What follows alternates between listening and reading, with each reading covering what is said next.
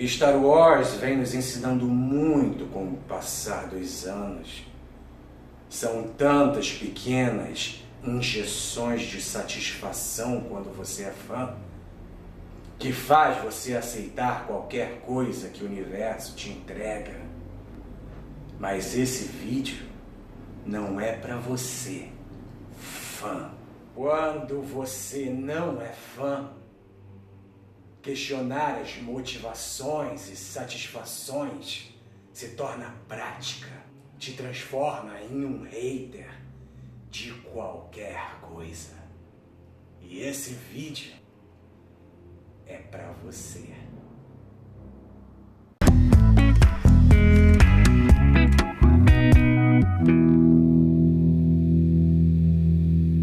Fala, meu povo! A dualidade é talvez o principal fundamento em Star Wars. Sempre que pensamos em uma ideologia, existe sempre um outro lado, correto?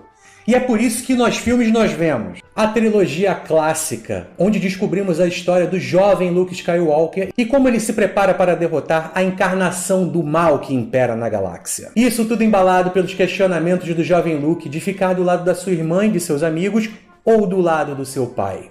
Razão e emoção. Na trilogia moderna descobrimos como uma única pessoa manipulou e orquestrou um plano complexo e maquiavélico. Um momento de transformação de República e Império, Anakin em Darth Vader e da Ordem Jedi em uma lenda antiga e sem sentido. Acompanhamos questionamentos pessoais de Anakin e como faz mais sentido ele conseguir se abrir com os Sith do que com a sua própria religião Jedi. E voltamos para a trilogia mais atual, após anos da derrota do Império, de guerras do bem contra o mal e do triunfo da Ordem sobre o caos. Acompanhamos ainda a história do questionamento sobre o propósito. Luke mais velho se questionando por ter falhado em recriar a religião Jedi, sobre passar os seus conhecimentos para uma nova geração, e sobre tudo que aprendeu do vínculo inato do Jedi com o lado sombrio. Todos esses questionamentos nos faz perguntar: por que será que tudo isso aconteceu? Porque antes de tudo isso ser contado, muita história já tinha acontecido, e todas essas histórias convergem em um único personagem,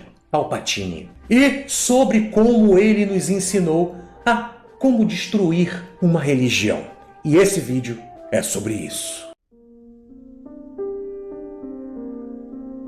Resumindo muito, os seres vivos descobriram a força no núcleo de um planeta chamado Titan. E com essa força eles conseguiam mover coisas sem precisar tocar, acessar uma fonte sagrada de infinito conhecimento sobre o universo e usá-la para o benefício de outros seres vivos e do seu próprio. Mas é claro que uma fonte de infinito poder era necessário criar regras para o seu uso. Quem seguia essas regras eram chamados de Jedis. Quem questionava essas regras eram chamados de Jedi sombrios. Não eram os Sith ainda. Se analisarmos esse impasse, podemos vincular a um dos grandes erros da humanidade, onde é correto afirmar que aquilo que é descoberto automaticamente pertence a um dono. E essa descoberta pode ser conquistada e não compartilhada. Essa mesma premissa faz com que guerras existam, fronteiras afastem culturas diferentes e rivalidades tornem insuportável a coexistência. Mas voltando, é óbvio que Jedi sombrios não iam deixar isso acontecer. A descoberta da força também fazia parte da história deles, e eles iriam guerrear para isso. Guerras apoteóticas de milhares de Jedi ocorreram por décadas. Os Jedi sombrios foram exilados e séculos depois retornaram ainda mais numerosos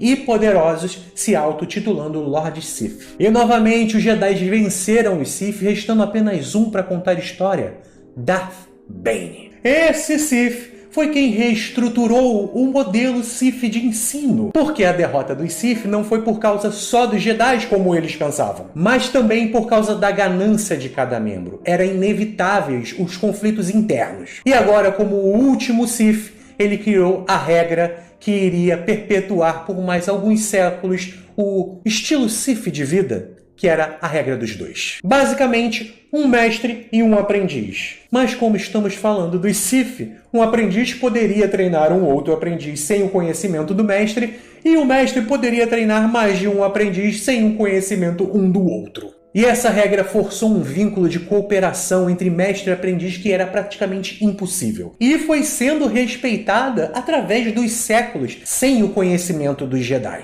Para eles, os Siths estavam extintos. Mas em Naboo, isso mesmo, o planeta da Padmé, muito antes do episódio 1, um Sith chamado Darth Plagueis selecionou um novo aprendiz, chamado Palpatine, para reivindicar a galáxia para o lado sombrio e exterminar a religião e a Ordem Jedi, como foi feito com os Sith e os Jedi sombrios há milhares de anos atrás.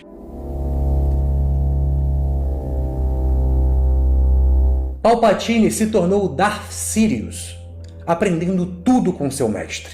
Ficou muito poderoso com esse conhecimento e, com o passar do tempo, acabou descobrindo que o propósito do seu próprio mestre era criar vida através da força. Na cabeça dele, isso poderia o tornar imortal, impossibilitando que ele, um dia, de se tornar um mestre Sith. Ele treinou então um aprendiz e matou seu mestre enquanto ele dormia. E como mais novo mestre Sith, ele retornou para o seu planeta natal, Naboo, e se tornou um político exímio com a ajuda da força, até ser apto e selecionado como senador e representar o seu planeta na capital da galáxia, Coruscant. O episódio 1 começa aqui, culminando com o Palpatine se tornando o supremo chanceler da República.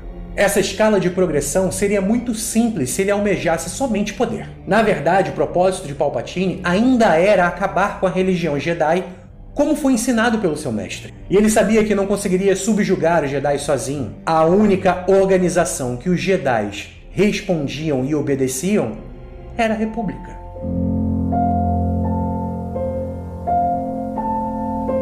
Por outro lado, após séculos, depois de derrotar os Jedi sombrios e os Sith, os Jedi usaram a força para realmente ajudar outros seres vivos. Mas esse esforço exigiria muito investimento. Então eles se vincularam à República Galáctica para conseguir ampliar a sua influência a milhares de planetas. A troca era muito simples. Eles atuariam como uma única religião, em troca de levar através de sua crença equilíbrio, paz e justiça em nome da República. Se você acha isso muito parecido com as cruzadas medievais, você está certo. Esse casamento funcionou por séculos até o lado sombrio chegar no poder e colocando os Sith contra a própria República. De um lado, Darth Maul revelando o retorno dos Sith e atraindo a atenção do Conselho Jedi. E do outro, Conde Dooku, ex-padawan do Mestre Yoda, com a missão de mobilizar e unir os planetas que não faziam parte da República, unindo-os em um único movimento separatista, juntando um investimento gigantesco e construindo um exército de robôs. Os Jedi não perceberam que uma guerra estava praticamente pronta, porque eles estavam caçando um inimigo supostamente extinto de milhares de anos atrás, os Sith.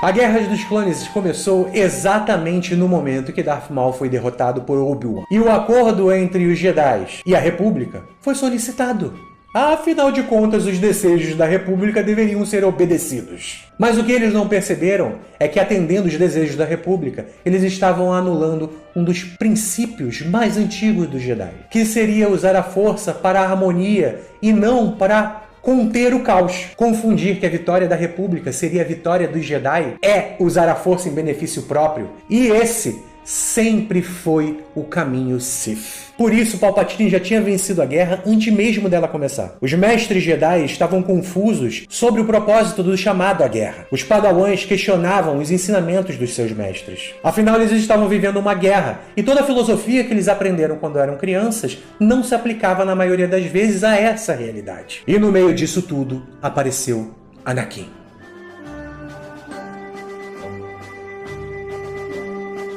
Anakin se tornaria o guerreiro perfeito, o herói sem medo, o general inabalável. Para os Jedi, ele era o escolhido de uma profecia que traria equilíbrio para a força. Mas seus conflitos e questionamentos repercutiam pelo Templo Jedi. Os padawans queriam ser como ele. Os cavaleiros ou estavam morrendo ou se traumatizando por causa da guerra. E os mestres estavam tentando manter as tradições. Anakin sempre foi a chave principal para os planos de Darth Sidious. Porque enquanto ele guiava o Senado como chanceler Palpatine, o Jedi Anakin guiava a religião. E os dois, República e Jedi, estavam fadados ao colapso.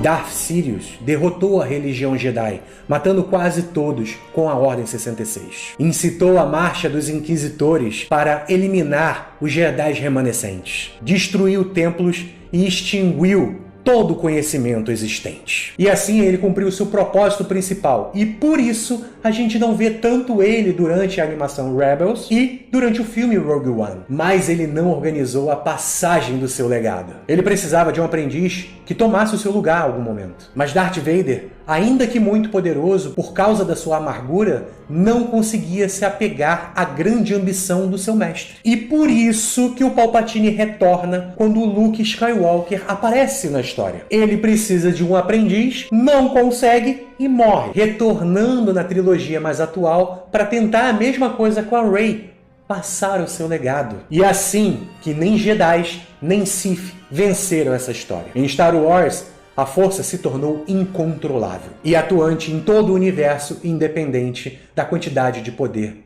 dos seus usuários. Diga aqui nos comentários se você já se atentou a essa perspectiva da história nos filmes. Conto com seu like, um beijo e até a próxima. Que a força esteja com você. Tchau!